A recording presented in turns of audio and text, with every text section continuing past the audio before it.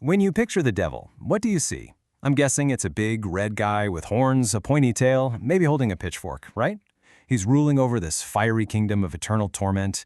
It's an image that is just burned into our culture. But what if I told you that this version of the devil, and of hell itself, is actually a pretty recent invention? Okay, let's get into it. So the big question we're tackling today is, where did all this imagery actually come from? Because here's the crazy part. When you go back and read the original source texts of Judeo-Christian scripture, you find something startling.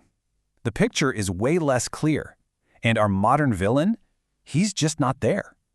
The answer, it turns out, has less to do with ancient prophecy and a whole lot more to do with history, philosophy, and, believe it or not, epic poetry. That's right, the incredibly detailed, vivid landscape of hell and the complex, brooding personality of its ruler that we all recognize today, they were pretty much crafted not by theologians or prophets, but by two of the greatest poets in all of Western literature.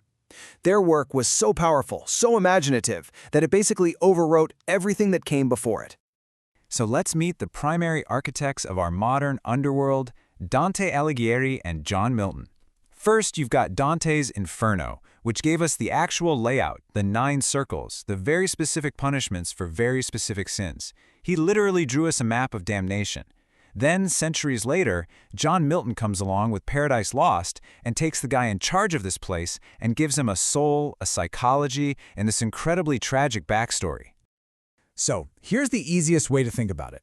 Dante drew the map, and Milton created the character that lives there.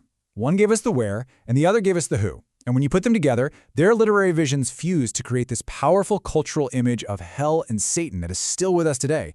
But if they invented it, what was there before?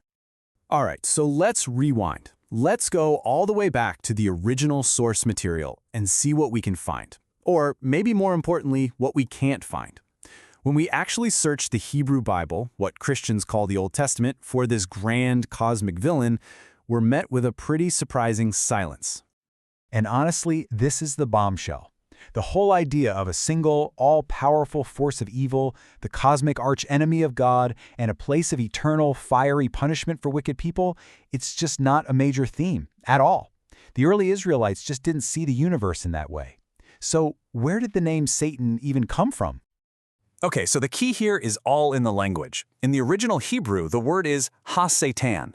That little ha at the beginning is huge. It's like our word the. It means it's a title, not a name. It means the adversary or the accuser. Think of it like a job title, like the prosecutor. In the book of Job, ha-satan is an angel who is literally part of God's heavenly court. His job is to test humanity's faith. He's not God's enemy, he works for God. It's only much, much later in the Greek New Testament that the ha gets dropped and Satan becomes a proper name for a single evil being. A job title became a personal name. And what about Lucifer? Well, this is another huge misunderstanding. The name itself just means morning star or light bringer. And the famous passage in the book of Isaiah where it appears, it's not about some supernatural war in heaven, it's actually a political taunt, a piece of smack talk aimed at a human king of Babylon.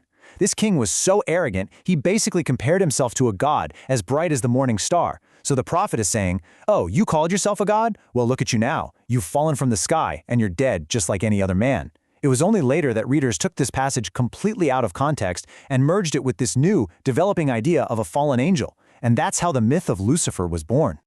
So, if these concepts weren't really there in the beginning, why did they get developed at all? Why did people start to need a devil and a hell? Well, the answer lies in a deep philosophical problem that people have been wrestling with for thousands of years. This right here is the classic problem of evil. For the early Israelites, the thinking was pretty simple. If you obey God, you'll be blessed. If you disobey, you'll be punished. But, as time went on, it became painfully obvious that life just doesn't work that way. Good people suffer horrible things, and really corrupt people often live lives of luxury. If God is supposed to be just, how is that possible? This contradiction demanded a new, more complex answer. And that new answer got cooked up in the fascinating period between the Old and New Testaments. You can think of it like a historical melting pot. The Israelites came into contact with the Persian Empire and their religion, Zoroastrianism. This introduced a brand new idea, cosmic dualism. The universe is a battleground between a great good God and a great evil entity. They also had really detailed ideas about a final judgment and an afterlife. At the same time, Greek philosophy was spreading, and with it came the idea of an immortal soul that's separate from the physical body. So you mix all these ideas together and a new solution emerges. Maybe justice isn't fully served in this life. Maybe it's all sorted out in the next.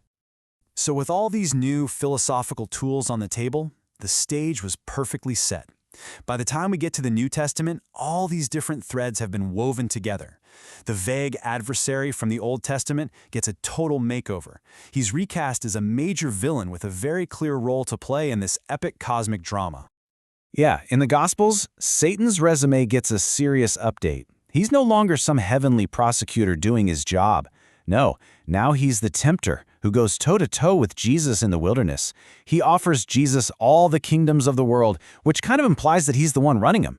He's even called the father of lies. The character is now complete, a single, powerful, and definite bad guy, the antagonist to God and all of humanity. But even with this fully formed villain, there was still something missing. The devil was evil, sure, but he wasn't interesting yet. For that final and arguably most important transformation, we have to go back to poetry. We have to go back to John Milton. This is it. This is maybe the most famous line Milton ever gave to Satan, and it just perfectly nails the character's psychology. See, Milton didn't just write a monster. He gave Satan motivations. He turned him into a rebel, a tragic figure consumed by this incredible pride, who actively chooses damnation over submission. Suddenly, he's a character that on some level we can almost understand. I mean, Milton basically puts Satan on the therapist's couch. He paints him as this figure of outraged innocence, totally convinced that his rebellion was the right thing to do. He's eaten up by this torturous envy every time he looks at Adam and Eve and their simple happiness. But more than anything, he is driven by a pride so massive that he would rather rule in absolute misery than ever bend the knee in paradise. He's just trapped by his own despair, stuck in the identity he created for himself as God's great enemy. And this line reveals the true genius of Milton's creation. For his Satan, hell is no longer just a place you go to, some geographic location with fire and brimstone. No, hell is an internal state of being. It's the inescapable prison of his own mind, of his own pride, of his own choices. He carries his torment with him wherever he goes, even when he's walking through the Garden of Eden. Now, this whole literary evolution has left us with a powerful legacy, but that core concept of an eternal hell still creates a huge ethical problem for a lot of modern thinkers. I mean, how could a truly loving God condemn anyone to suffer forever? So let's look at one modern argument that tries to solve this really difficult puzzle. Okay, so this theological idea argues that sin isn't a thing in itself, but a privation of good. Think of it like a hole. It's an absence, a hollowing out of what makes us truly human. The argument goes that in hell, God's grace, which is what sustains all goodness in the world, is completely removed. So what's left is not a suffering person anymore. It's what one theologian calls a repugnant distillation of evil. And this being, which is now almost pure evil, just keeps sinning for eternity, which in turn justifies its own eternal punishment. To really make this click, the source material uses this incredibly powerful analogy. Imagine a mother who loves her child, but she absolutely hates their addiction. In this view of hell, the child she loved is gone. Everything good, everything recognizable about them has been completely stripped away. All that's left is the raw, destructive addiction itself. So the mother in heaven wouldn't mourn for the addiction. She would want it to be contained and destroyed. It is a really challenging idea for sure, but it's one way modern thought is trying to grapple with this ancient, difficult concept. So, after this whole journey through poetry, scripture, and philosophy, we're left with this question. Our image of the devil, it turns out, is a mosaic pieced together over thousands of years. It's part ancient job title, part philosophical necessity, part literary anti-hero, and part modern theological problem. The figure that we think we know so well is really just a reflection of our own evolving struggles with justice, with pride, and with evil itself. What you take away from that? Well, that's up to you. Thanks for joining me.